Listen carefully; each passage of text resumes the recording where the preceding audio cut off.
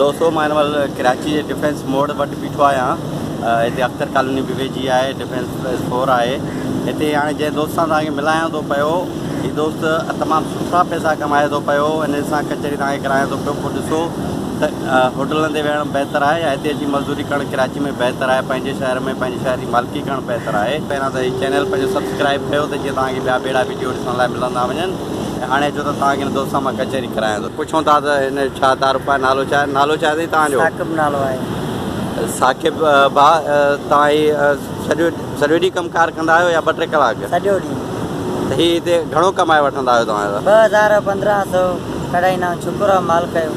तव्हां किथां आया आहियो कमाइण जे लाइ हिते? कंबर लाणकाणो। अच्छा उते तव्हां छा कंदा आहियो कमकार? हिते रोंबा कंदा आहियूं, मज़दूरी कंदा आहियूं। इहा आई साॻी आई रोंबा छा लाभ छा या जहाज जो कमु छो। अच्छा उते एतिरा पैसा मिलंदा आहिनि जिते एतिरा कमायो था पिया? 300-250 मिलंदा आहिनि। उते 250-300 रुपया मिलंदा? हिते माना घटि में घटि बि तव्हां घणो कमाईंदा आहियो? घटि में घटि 1500। माना हीउ दोस्त ॿुधाए पियो त हीउ घटि में घटि पैसे 1500 रुपया रोज़ानो कमाईंदो आहे। अच्छा कुझु ख़ासि ॾींहं हूंदा हुन में वधीक बि कमाईंदा हूंदो? हा वधीक 2500 बि 3000 बि थी वेंदा आहिनि। अच्छा हीउ दोस्त जो तव्हां सामान ॾिसो त हीअ आम इस्तेमाल जूं नंढियूं शयूं आहिनि जेके ॿार बि ख़रीद करे सघनि था।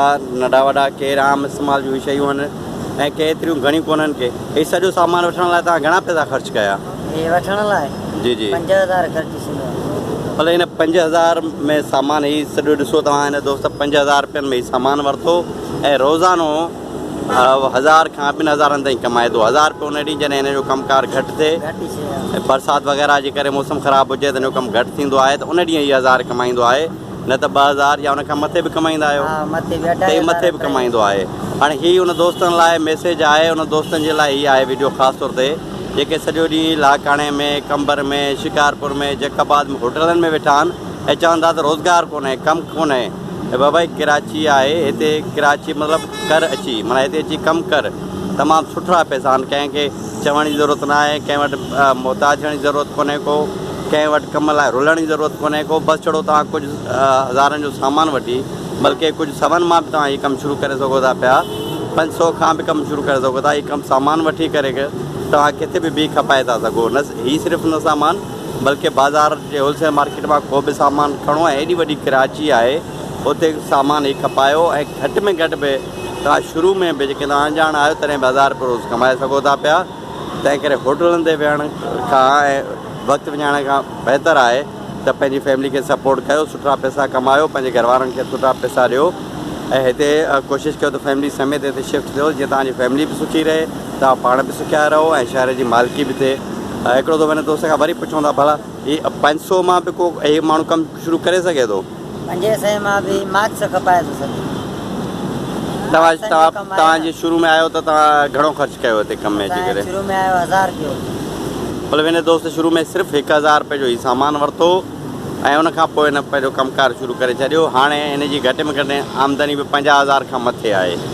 ठीकु। ऐं तव्हां नंढनि शहरनि में त सुठो कारोबारी माण्हू बि 50000 मस कमाए थो पियो, पर हीउ दोस्त 50000 रुपयनि जे जेको आहे सामान ते 50000 रुपयो महीनो कमाए रहियो आहे। त जॾहिं हीउ दोस्त करे रहियो आहे नंढी उमिरि में हिन दोस्त हिन मंज़िल ते पहुतो आहे त उमेदु आहे त अॻिते हली करे पंहिंजो को सुठो कारोबार सुठो धंधो सेट कंदो।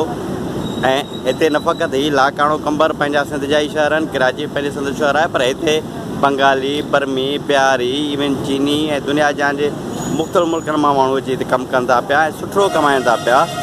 त पोइ असां त हितां जा ई आहियूं, असांजो त हीउ सिंध पंहिंजी आहे, पंहिंजो घरु आहे हिते, त असां छो नथा कमाए सघूं, असां छो होटलनि ते वियूं। तंहिं करे मुंहिंजी तव्हां सभिनी दोस्तनि खे गुज़ारिश आहे त होटल छॾियो, बेरोज़गारी जो रोअण छॾे ॾियो। का बेरोज़गारी कोन्हे, बेरोज़गारी उन्हनि जे लाइ आहे जिन खे कमु करण लाइ न आहे।